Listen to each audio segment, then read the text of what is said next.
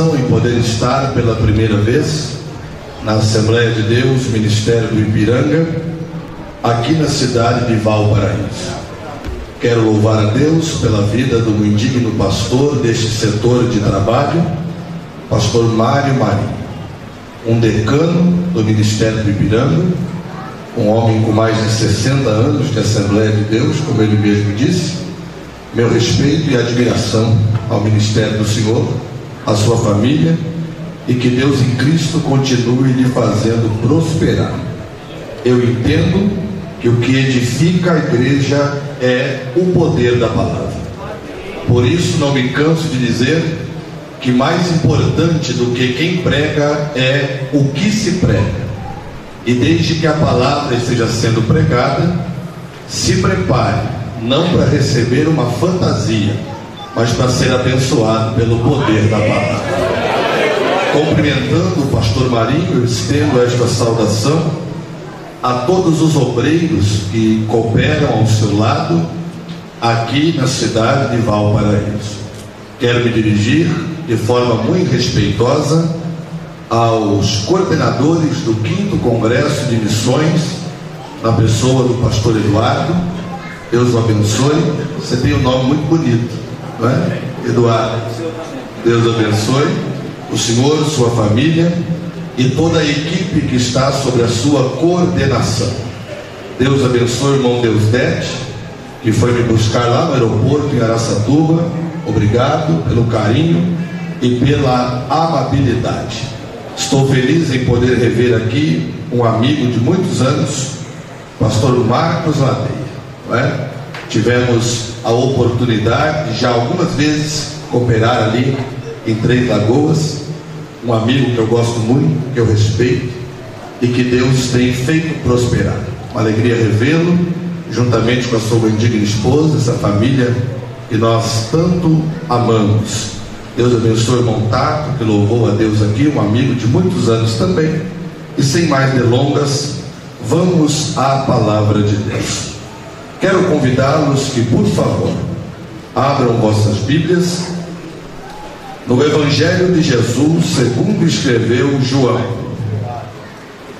no capítulo de número 20. Eu sei que o tema está em Atos 15 e 26. Homens que já expuseram a sua vida por amor a Cristo. Mas quero compartilhar sobre aquele que se expôs primeiro, Jesus de Nazaré. Capítulo 20 do Evangelho escrito por João. Aqueles que têm um exemplar da Bíblia Sagrada, por favor, abram-na agora, para evocarmos a autoridade do texto sagrado. Capítulo 20 do Evangelho segundo escreveu João. Aqueles que encontraram, por bondade, se manifestem dizendo amém. Amém. Diz assim a epígrafe do texto: a ressurreição. E no primeiro dia da semana, Maria Madalena foi ao sepulcro de madrugada, sendo ainda escuro, e viu a pedra tirada do sepulcro. Correu, pois, e foi a Simão Pedro e ao outro discípulo, a quem Jesus amava, e disse-lhes: levaram o Senhor do sepulcro, e não sabemos onde o puseram. Então Pedro saiu com outro discípulo e foram ao sepulcro, e os dois corriam juntos, mas o outro discípulo correu mais apressadamente do que Pedro, e chegou primeiro ao sepulcro, e abaixando-se, viu no chão os lençóis. Repitam comigo, por favor, os lençóis. Todavia não entrou. Chegou, pois, Simão Pedro, que o seguia, e entrou no sepulcro, e viu no chão os lençóis. Digam de novo: lençóis. E que o lenço que tinha estado sobre a sua cabeça não estava com os lençóis, mas enrolado. Outra tradução diz dobrado num lugar à parte. Repitam comigo antes de tomar assento, por favor. Os lençóis estão no chão. Os lençóis estão no chão. O lenço está dobrado. O lenço está dobrado. Missões. Missões. A obra continua. A obra continua. Tomai o vosso assento, por favor. Entendo que a presença de Deus é real neste lugar esta noite. Os louvores aqui ministrados com certeza chegaram até o trono da glória do Deus Todo-Poderoso. Partindo da premissa que a palavra louvor, na sua etimologia, quer dizer elogio, todas as vezes que nós elogiamos a Deus e a sua presença, Ele se manifesta em nosso meio. Tinha razão o salmista quando disse que Deus habita no meio dos louvores. O verbo habitar aqui é diferente de passear. Habitar é fazer morada permanente. Sempre aonde houver alguém louvando a Deus, Deus estará presente de forma permanente. E isso nos alegra, pois sabemos que Ele está conosco esta noite. Estamos reunidos nesta feita para o 5º Congresso de Missões deste setor de trabalho.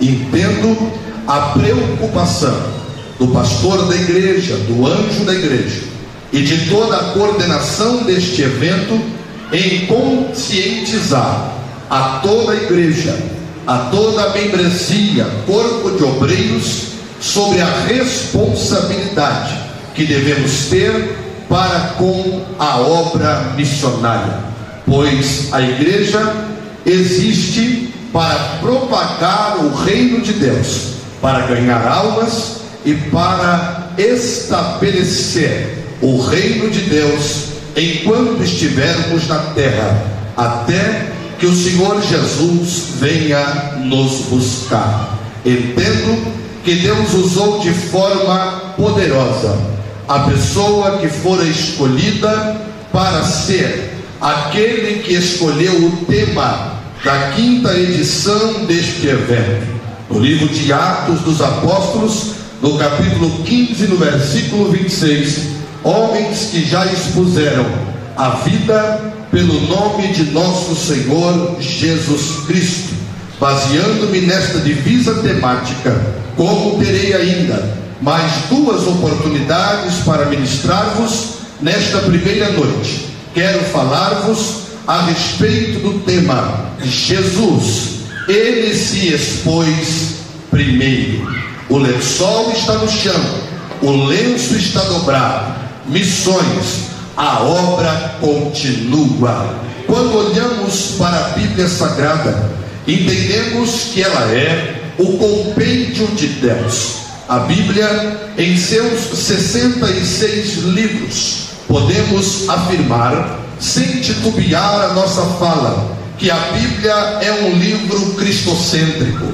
Isto quer dizer que Cristo é o centro das Escrituras Sagradas. 66 livros, 39 livros veterotestamentários e 27 livros neotestamentários. O Antigo Testamento, o Veterotestamento, de Gênesis a Malaquias, e o Novo Testamento, de Mateus ao Apocalipse, tem como tema primordial a vida do Senhor Jesus Cristo.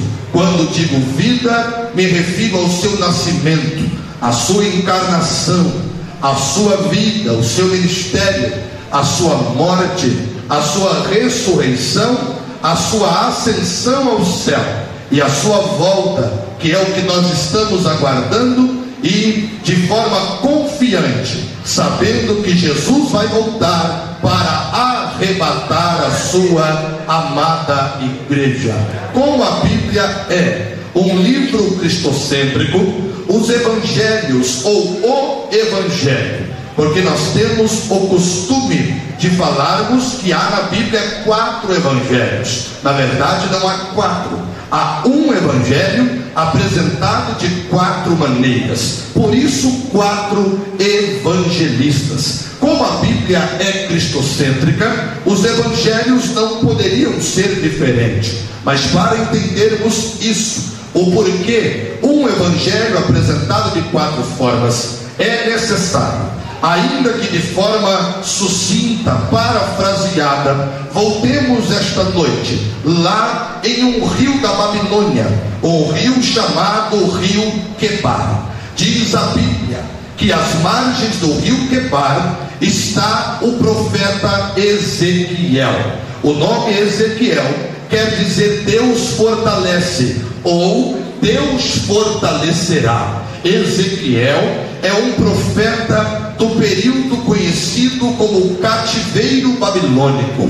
Diga-se de passagem que Deus sempre vai ter uma boca para falar. Eu vou repetir isto aqui. Deus sempre vai ter uma boca para falar. Deus sempre vai ter alguém para usar na terra dos viventes. Percebemos que o cativeiro babilônico acontece, mas o profeta Amós, cujo nome quer dizer carga ou carregador, já havia profetizado e dito que Deus não fará coisa alguma sem antes revelar-se aos seus santos profetas. O cativeiro não acontece por acaso, pastor Marinho. O cativeiro acontece por causa da desobediência do povo, porque Deus não formou um povo para ser cativo, Deus formou um povo para ser liberto. Mas Paulo escreve aos Romanos, no capítulo 6 e no versículo 23, dizendo que o salário do pecado é a morte. Toda vez que o homem pecar, ele vai atrair para a sua vida algum tipo de cativeiro.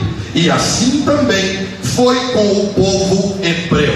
Diga-se de passagem que a vontade absoluta de Deus não era essa, mas a vontade permissiva. Então ele permite que isso ocorra, porque Paulo escreve aos Filipenses, no capítulo 2 e no versículo 13, dizendo que Deus é quem opera em vós, tanto o querer como o efetuar, segundo a sua boa vontade.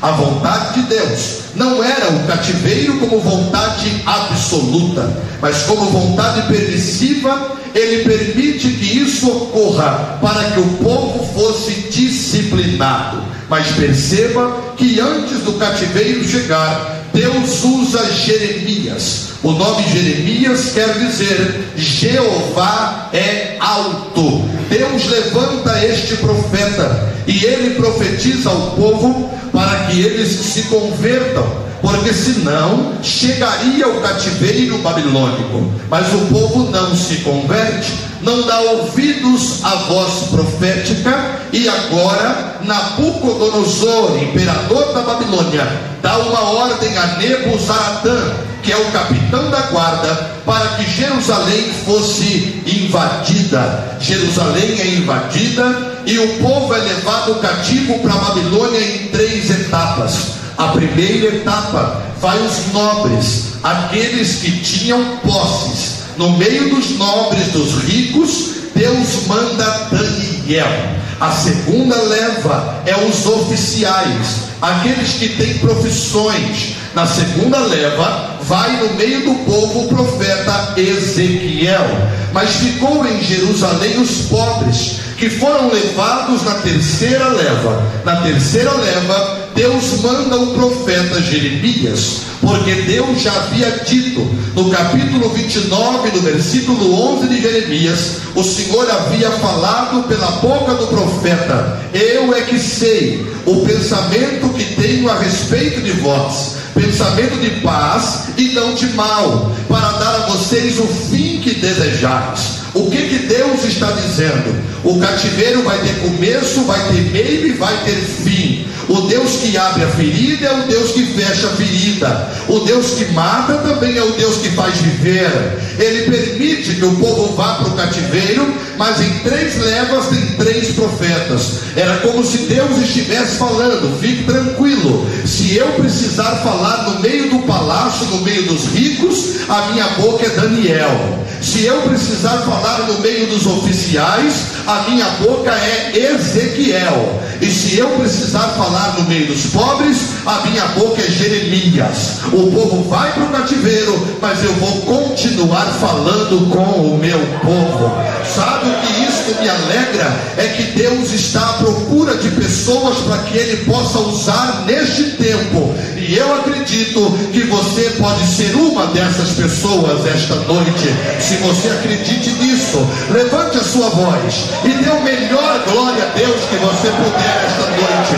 Deus está procurando pessoas para que Ele possa usar, para que eu entenda a Bíblia, porque uma das regras primordiais, principais, insubstituíveis da interpretação do texto bíblico, segundo o que me ensina a hermenêutica, que é a arte da interpretação, é que a Bíblia interpreta a própria Bíblia. Para eu entender, pastor Lateia, meu amigo, o porquê um evangelho apresentado de 4 formas, eu tenho que voltar às margens do rio Quebar, rio da Babilônia, e lá tem um profeta, pastor Eduardo. E profeta é diferente de sacerdote, porque sacerdote traz o povo até a Deus. Agora, quer dizer, sacerdote leva o povo a Deus. Agora, profeta traz Deus até o povo. Ezequiel era um profeta. E diga-se de passagem, entendendo que biblicamente não há mais o ministério profético, porque o ministério profético dura até João Batista. Hoje nós falamos pela inspiração do Espírito da profecia bíblica, mas eu posso, sem ferir o texto, dizer que falta nos fazem os profetas. Quando eu digo de profetas aqui, eu estou me dirigindo a homens comprometidos com a verdade, a homens comprometidos com o reino, que não vendem a mensagem, que não tem medo de ameaça, mas que tem compromisso com o trono e com o Deus que está assentado sobre o trono, enquanto ministram a palavra que receberam do Senhor.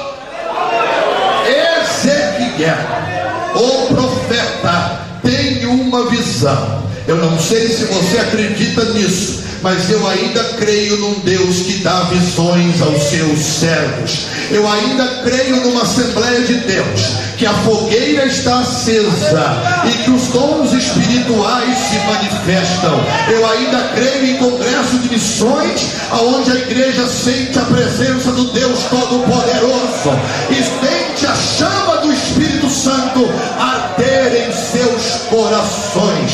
Eu não quero de forma alguma ser emocionalista, porque quem me conhece sabe que eu prego Bíblia, mas o Espírito de Deus acaba de comunicar ao meu espírito: a despensa de Deus está aberta em Valparaíso esta noite, e tem pessoas aqui que, enquanto eu ministro a palavra, vão receber dons do Espírito Santo. Se você acredita nisso, dê o melhor glória a Deus que você puder aí, por favor.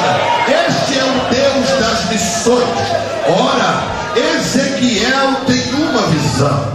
Visão nos remete aos dons espirituais, segundo o que Paulo nos ensina quando escreve aos Coríntios. E a visão que Ezequiel tem, ele diz que ele viu rodas que se moviam dentro de rodas, e que do meio dessas rodas saíam 2 asas, e as asas eram grandes. E quando as asas se moviam, ele diz que ele escutava os tatalares, os ruídos das asas. E ele diz na visão que as rodas estão cheias de olhos, a ponto que os seres que estão no meio das rodas não precisam se virar para ver o que está acontecendo. A visão é de 360 graus. Ezequiel diz que ele viu 4 seres no meio daquelas rodas. Primeiro, ele diz que ele vê um leão. Segundo, ele vê um bezerro ou um boi. Terceiro, ele vê um homem ou uma águia. 4 seres viventes: leão, boi, homem e águia. Está sendo mostrado a Ezequiel de forma profética a visão do ministério do Cristo, porque quando ele vê o leão, ele está vendo o evangelho escrito e apresentado por Mateus, porque Mateus escreve aos judeus, apresentando a Jesus como o rei dos judeus e como leão da tribo de Judá. Mas Ezequiel não vê só o leão, ele também vê o boi. Quando ele está vendo o boi, ele está vendo o evangelho apresentado por Marcos. Por quê? Porque Marcos apresenta Jesus como servo. Como provamos isso biblicamente? Quem conhece Bíblia, quem lê os evangelhos, sabe que no evangelho de Marcos encontraremos expressões como essa: logo Jesus foi e o curou, imediatamente Jesus foi e o abençoou. Quem vai logo e quem vai imediatamente é porque está com vontade de servir. E não tem figura melhor de servo do que a figura do boi, porque o boi vivo mostra força para o trabalho, e o boi depois de morto nós comemos a sua carne. Jesus, enquanto vivo, o boi do sacrifício, mostra força para o trabalho. 35 milagres realizados, 23 curas, 3 ressurreições e 9 milagres mostrando o seu poder sobre a natureza. É bem verdade que ele não fez só 35 são os anotados, porque o mesmo João disse que se fosse escrever todos os milagres que Jesus realizou, faltaria lugar para guardar os livros. Mas Jesus está trabalhando, o boi está arando a terra. Mas sabe o que Jesus disse? Quem não comer a minha carne e não beber o meu sangue, não tem parte comigo. Então o boi tem que servir vivo e servir depois de morto. O boi vivo, Jesus trabalha. O boi morto, Jesus vai à cruz do Calvário. Mas sabe o que é mais bonito? E aqui nós desmistificamos algumas coisas. Muitas pessoas dizem: mataram a Jesus. Na verdade vai soar como heresia, mas eu vou complicar para explicar. Na verdade não mataram. Peraí, pastor, 2000 anos de cristianismo, congresso de missões, e o senhor vem aqui na presença de um decano, de um homem experiente, falar que não mataram Jesus? A palavra mataram na língua portuguesa é ambígua. Isso quer dizer que ele é de dupla interpretação, porque na realidade bíblica não mataram a Jesus, ele se deixou morrer. Sabe por quê? Ele mesmo disse: ninguém tira a minha vida, sou eu que dou, e eu dou para depois tomar de volta, porque eu tenho poder para dar e poder para voltar a tomar. Se isso não ferir a sua liberdade cristã, dá o maior brado de glória a Jesus que você puder, porque ele é digno.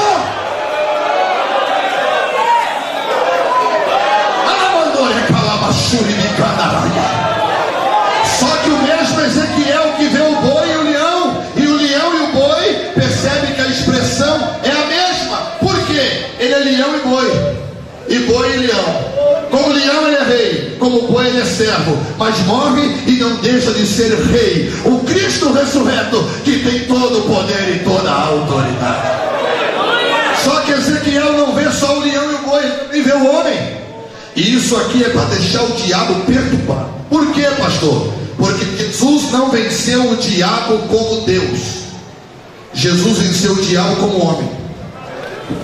Porque se Jesus vencesse o diabo como Deus, a vitória não seria legítima, porque só o respirar nas narinas de Deus acabaria com Satanás. Jesus venceu como homem, e como homem ele olha para você esta noite em Valparaíso e te diz: eu venci o mundo, você também vai vencer. Só que Ezequiel, eu estou sentindo a presença de Deus.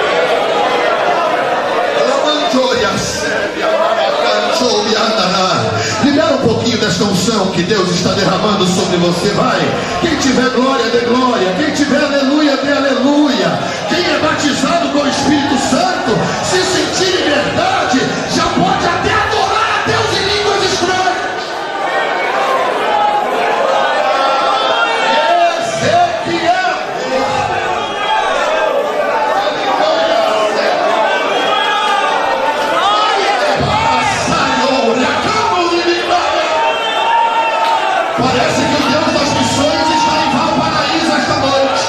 Parece que as águas já começaram a movimentar-se, e não por fantasia, pelo poder da palavra, que é como um martelo que esmiuça a penha, que é mais penetrante do que espada alguma de dois gumes.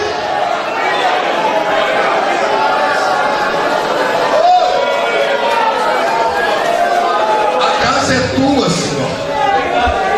Tenha liberdade para agir como tu queres. Use línguas estranhas quem o Senhor quiser. Dê profecias a quem o Senhor quiser. Porque aonde há o Espírito, há liberdade.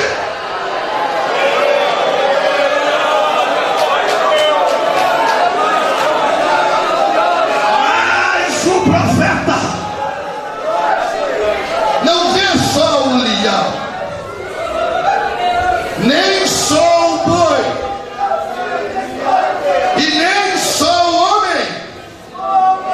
o profeta também vê a águia. Diga comigo, águia.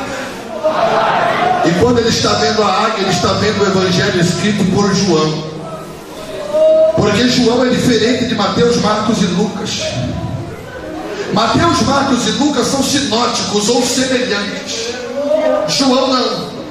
João escreve provando a divindade do Cristo, provando a sua deidade, provando que ele é divino. Por isso a águia que deixa o ninho de glória, abre as duas asas e faz o voo da redenção. Por isso tem congresso de missões, por isso tem igreja, por isso tem pregação do evangelho, porque a águia voou na terra dos viventes para resgatar o homem e para acabar com o império da morte e estabelecer o império da vida. E quando eu digo da águia, eu estou dizendo do evangelho escrito por João. E o capítulo que eu li é o capítulo 20. Mas como eu gosto de Bíblia, eu sei que vocês também gostam, não me custa falar e também não custa vocês ouvir, porque eu ainda tenho meia hora do tempo que me deram, um pouquinho desse evangelho escrito por João. Porque ele prova a divindade do Cristo. E ele começa escrevendo no capítulo 1: no princípio ele era o Verbo, e o Verbo era Deus, e o Verbo estava com Deus. Todas as coisas foram feitas por ele, e sem ele nada do que foi feito se fez. Esse é o capítulo 1 de João.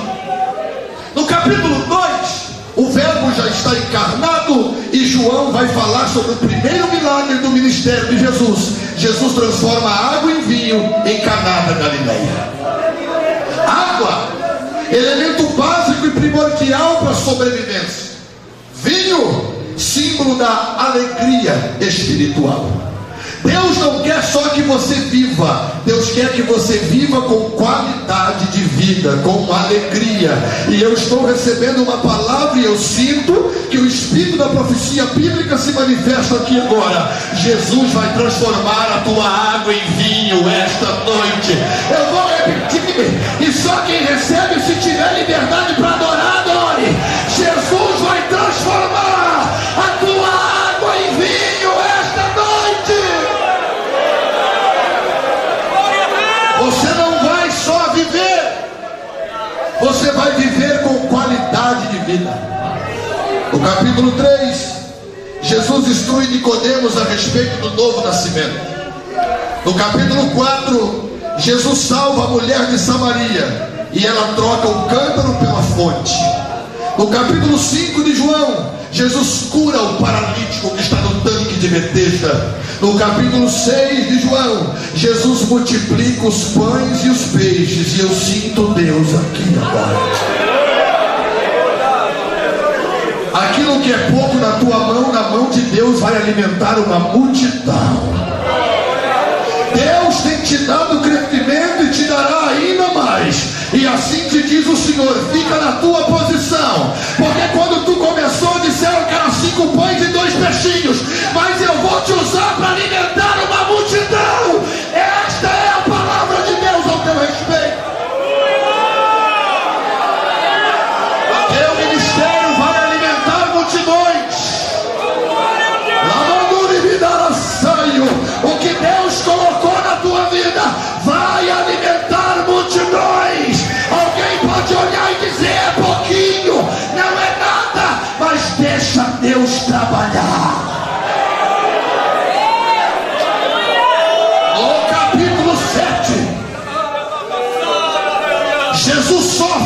incredulidade dos seus irmãos. No capítulo 8, Jesus perdoa a mulher adúltera. No capítulo 9, Jesus cura o cego de nascença. No capítulo 10, Jesus se apresenta como o bom pastor, aquele que dá a vida pelas suas ovelhas. No capítulo 11, Jesus ressuscita Lázaro. No capítulo 12, a mulher unge os pés de Jesus. E no capítulo 13, Jesus lava o pé dos discípulos. Sabe o que é mais bonito? A mulher unge o pé de Jesus, e no capítulo 13, Jesus lava o pé dos discípulos. Sabe por que muita gente não é honrado? Porque ele não sabe honrar. Aquilo que você quer que os outros façam para você, faça você primeiro. Não adianta você querer ter o pé ungido e não ungir o pé de ninguém. Aprenda com o teu Jesus. Ele tem o pé ungido e depois vai lavar o pé do discípulo. Sabe o que isso quer dizer? Que a humildade precede a honra. Sabe o que isso quer dizer?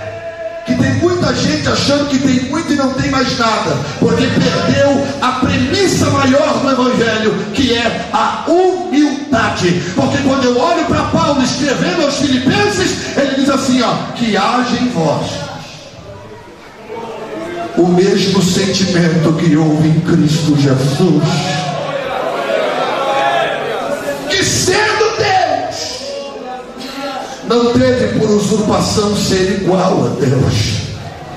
Antes, esvaziou-se da sua glória, aniquilou-se a si mesmo e foi obediente até a morte de cruz. Por isso Deus Pai o exaltou soberanamente e deu a ele o nome que é sobre todo nome, a qual todo joelho se dobrará e toda língua terá que confessar que Jesus Cristo é o Senhor, para a glória de Deus Pai.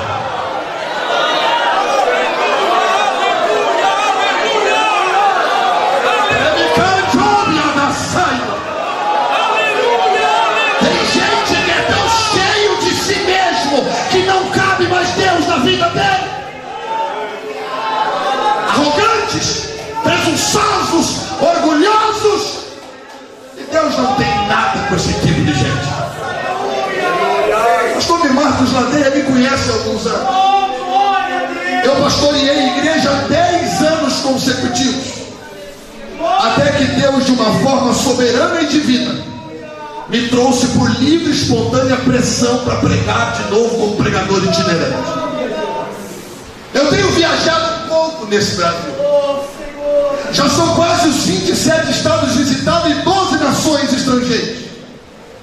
E o que eu tenho encontrado de gente soberba, gente arrogante, porque Deus usa, não cumprimenta mais ninguém, não conversa mais com ninguém, se acham uma sumidade. E quando eu olho para o meu Jesus, eu vejo que ele era tão igual aos outros, que para Judas identificar ele, teve que beijar a sua face. Ministério não é para te fazer diferente, ministério é para te fazer igual. Deus não te deu ministério para você, Deus te deu ministério para você servir aos outros. Jesus não tem ministério para ele, Jesus tem ministério para servir. Por isso, no capítulo 12, ele tem o pé ungido.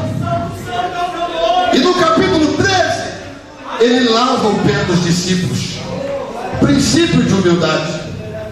No capítulo 14 de João, Jesus fala sobre o céu.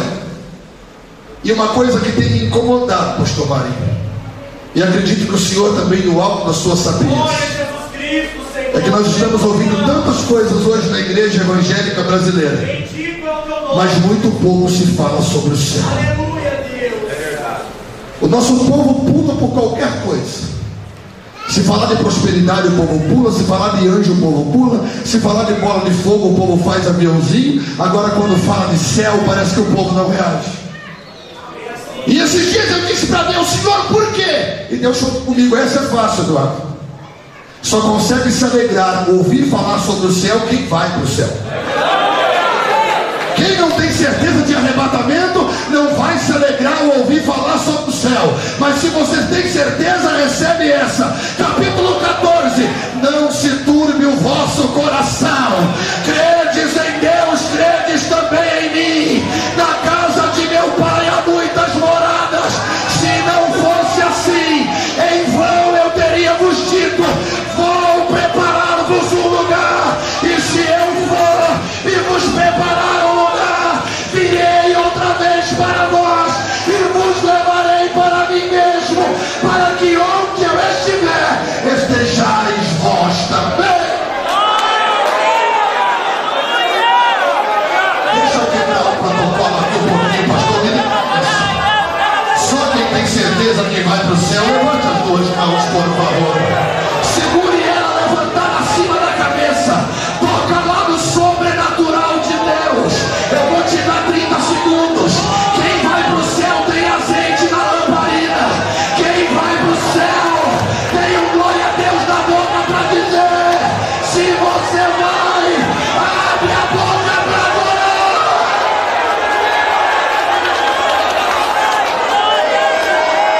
Eu estou ouvindo obreiros falando línguas estranhas. Tem gente recebendo a presença de Deus.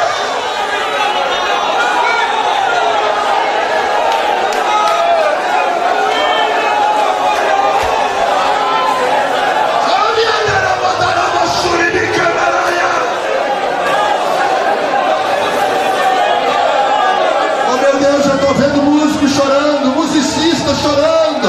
Eu estou vendo obreiros tocando a campainha da adoração. Vai, aproveita este momento para adorar. Este povo vai ser arrebatado.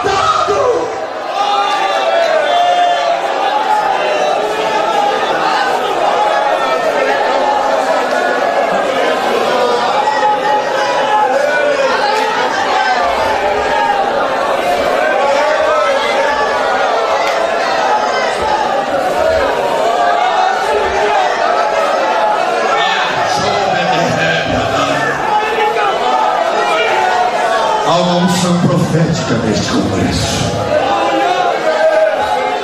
Vocês fizeram um plano, mas o plano de Deus é bem maior do que o de vocês.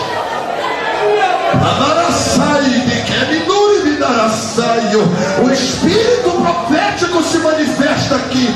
E Deus acaba de falar ao meu espírito que virá um avivamento poderoso para a igreja de Valparaíso.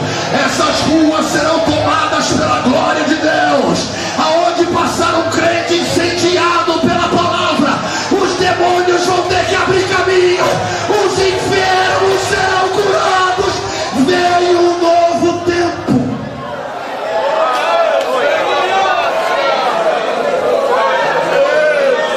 Esse é o capítulo 14 de João. No capítulo 15, Jesus fala sobre a videira. No capítulo 16, Jesus instrui os discípulos. No capítulo 17, Jesus ora pelos discípulos. No capítulo 18,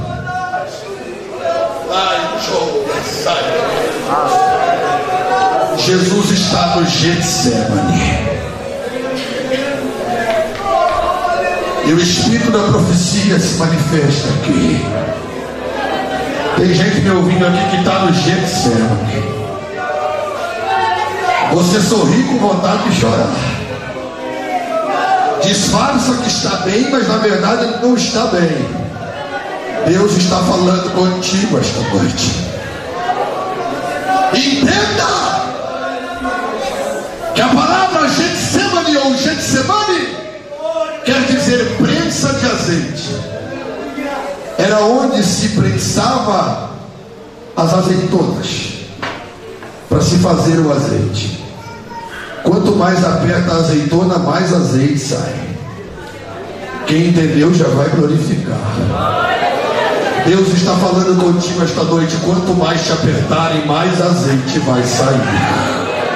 Quanto mais luta, mais unção Deus vai te dar. Se você acredita nisso, libere esse grito de vitória que está entalado na sua garganta.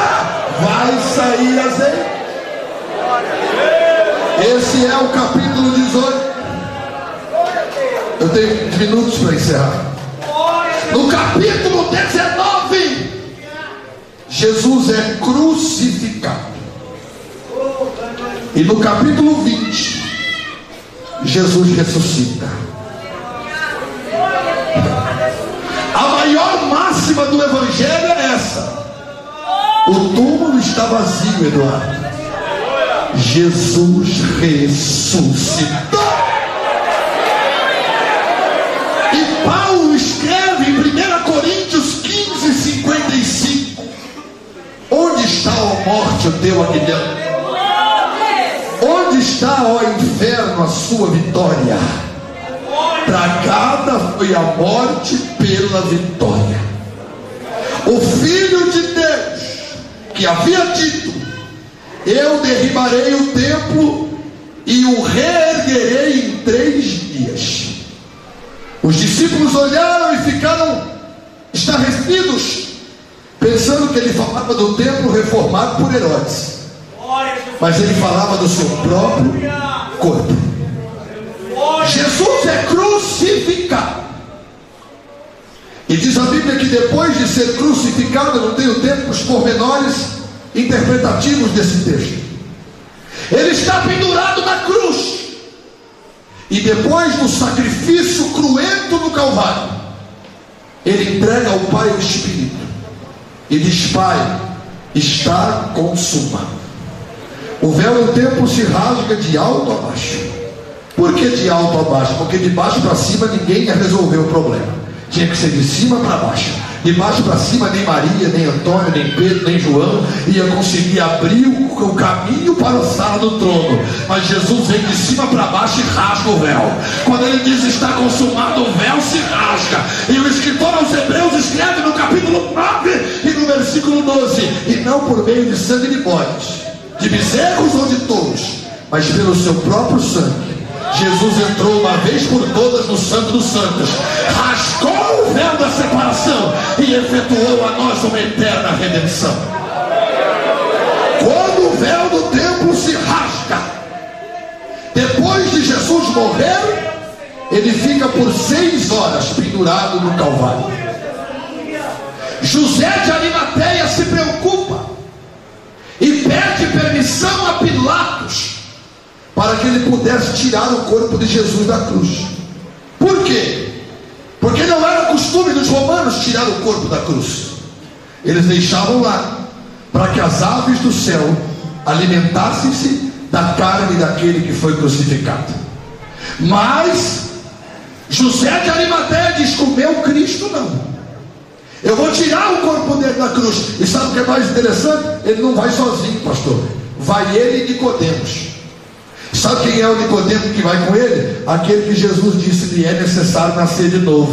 E aqui é a prova que ele nasceu de novo. Sabe por quê? Ele leva uma bacia de aroma, de perfume caro, para ungir o corpo de Jesus. E sabe o que eu aprendo aqui? Quem nasceu de novo sempre vai ter o perfume da adoração. E é bem verdade que toda vez que você vai adorar, pega isso, traidor nunca vai entender adorador. Percebe que quando a irmã de Lázaro está adorando e o cheiro do perfume toma toda a casa, Judas diz assim: para que isso? Por que não vendeu e deu para os pobres? Aí a Bíblia diz assim: não que ele se preocupasse com os pobres, é porque era ladrão. E aqui Deus me disse algo, Eduardo: traidor nunca vai entender adorador. Quem tem o coração disposto a trair nunca vai entender uma expressão de adoração. Aí tem aqueles que começam a censurar: para que pular? Para que correr? Para que dar glória a Deus alto?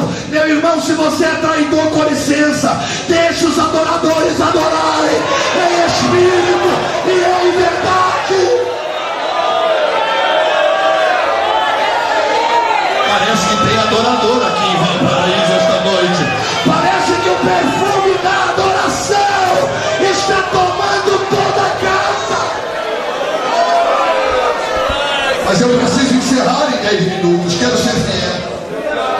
Quando José de Arimateia tira o corpo de Jesus da cruz, junto com Nicodemo, sepulcro. Santo é o teu nome, Jesus. Fecham o sepulcro e colocam o cadáver do Cristo lá dentro. Passou a sexta-feira, o sábado, e no primeiro dia da semana, que é o domingo, Maria Madalena, Maria, mãe de Jesus, e Salomé estão indo ao sepulcro. E uma vai conversando com a outra. Nós vamos chegar lá para ungir o corpo de Jesus, porque é um costume judaico, ungir o seu defunto. Mas quem é que vai tirar a pedra da boca do sepulcro? Quantas vezes que nós também não se preocupamos? Eu estou aqui adorando, e quem é que vai resolver o problema? Jesus está falando contigo, adora que a pedra eu removo por você. Eu não estou só explanando a Bíblia agora eu estou profetizando. Você está aqui adorando, e quando você chegar em casa, o problema já vai estar resolvido. A pedra do sepulcro já vai estar fora da boca do sepulcro. E eu gosto da expressão original, porque a expressão original do texto diz assim: quando chegaram na boca do sepulcro, um evangelista diz assim, ó, o anjo estava sentado sobre a pedra. O outro evangelista diz assim, o anjo estava com o pé sobre a pedra. Sentado na pedra, com o pé na pedra, isso mostra que a situação foi dominada, o problema está resolvido. Eu não sei se você acredita em palavra profética, mas o anjo está sentando em cima da pedra esta noite, está colocando o pé em cima do problema. O céu está te socorrendo agora. Eu vou repetir, porque isso aqui vale um barulho de adorador. O céu está te socorrendo agora, socorrendo a tua casa agora.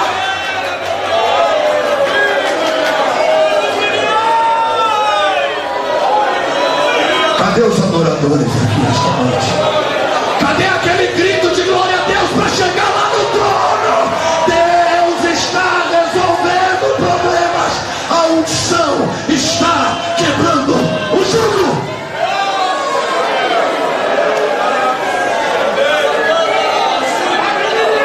Tem gente recebendo o toque do Espírito Santo aqui, pastor Mário. Tem gente recebendo a confirmação da palavra. Feche os olhos por 30 segundos. E se você está sentindo o Espírito de Deus te visitar, abre a boca e comece a adorar a Deus aí onde você estiver. Eu vou me calar por 30 segundos, tá? Quem tiver glória, dê glória. Quem tiver aleluia, dê aleluia. Deixa Deus te visitar esta noite.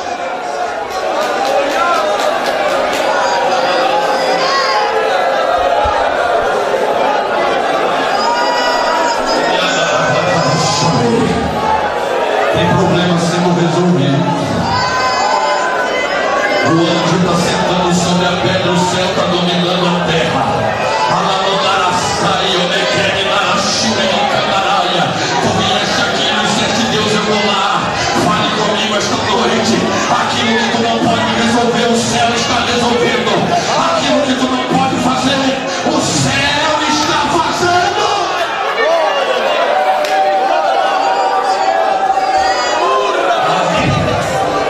Mas eu preciso concluir.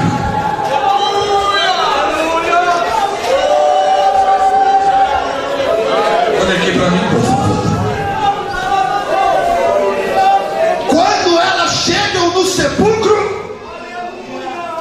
a pedra do sepulcro já estava removida.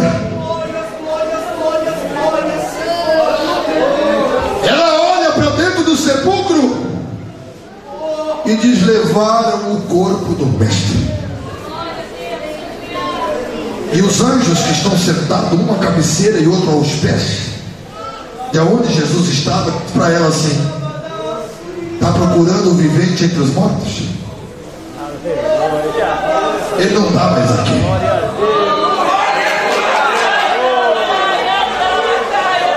Ele já ressuscitou. Maria, pastor Marinho, sai correndo e avisa Pedro, que estava junto com João.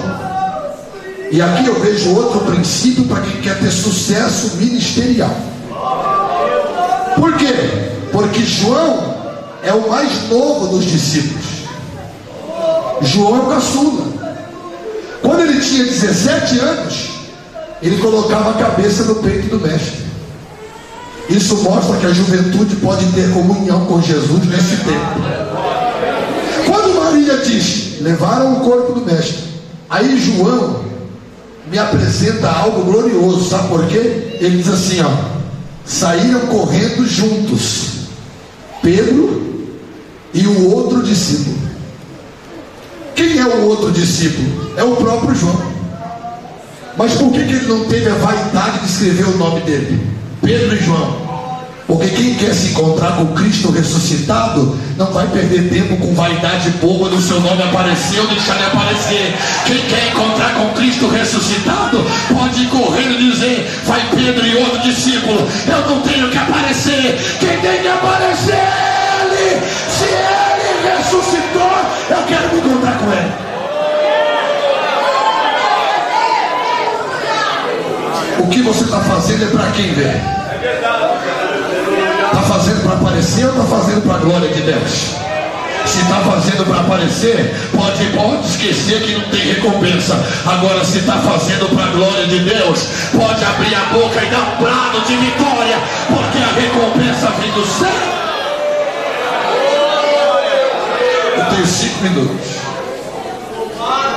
Pedro e João saem correndo juntos. É a força do mais jovem e a sabedoria do mais velho. É óbvio que quem é mais novo vai chegar primeiro. João chegou correndo na frente. Mas quem é bem ensinado, pastor Maria, chega na boca do sepulcro, mas não entra enquanto Pedro não chegar. Tem uma geração aí hoje que Deus pega o microfone, dá 3 gritos e já acha que pregador não tem que respeitar mais ninguém. Princípio de autoridade: espere o seu Pedro chegar. Se ele é mais velho que você, se ele é o seu líder, espere ele chegar, porque Deus vai te honrar por isso. João não entra, ele espera Pedro, é mais velho.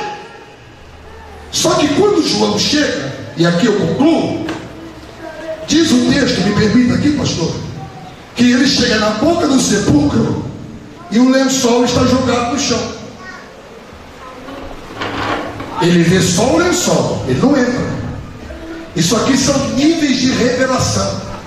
Tem gente que vai passar a vida inteira vendo só o lençol, mas tem outro que chega, aí é o Pedro, mais velho.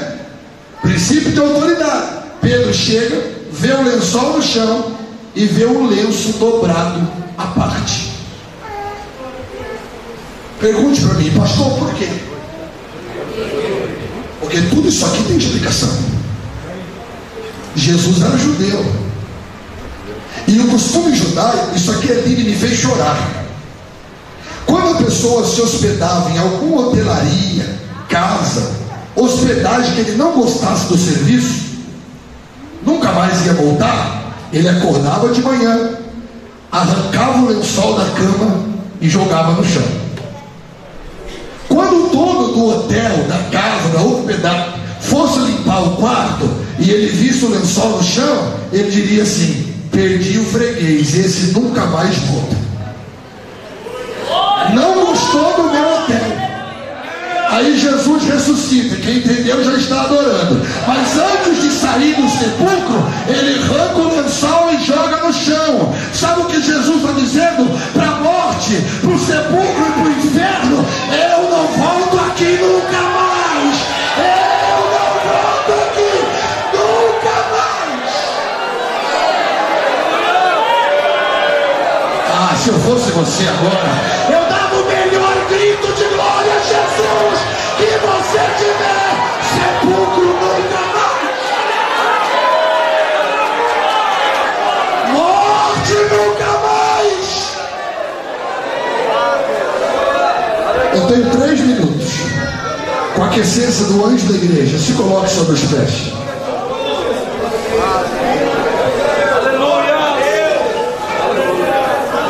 Está faltando alguma coisa para encerrar a mensagem. Está faltando alguma coisa para concluir.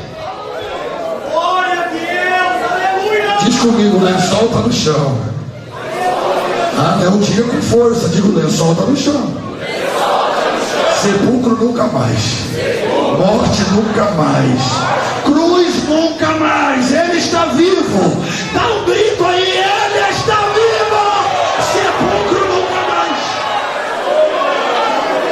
Só que aqui tem um princípio da exegese que é extraordinário. Qual é, pastor? O lençol está no chão. Só que o lenço está dobrado.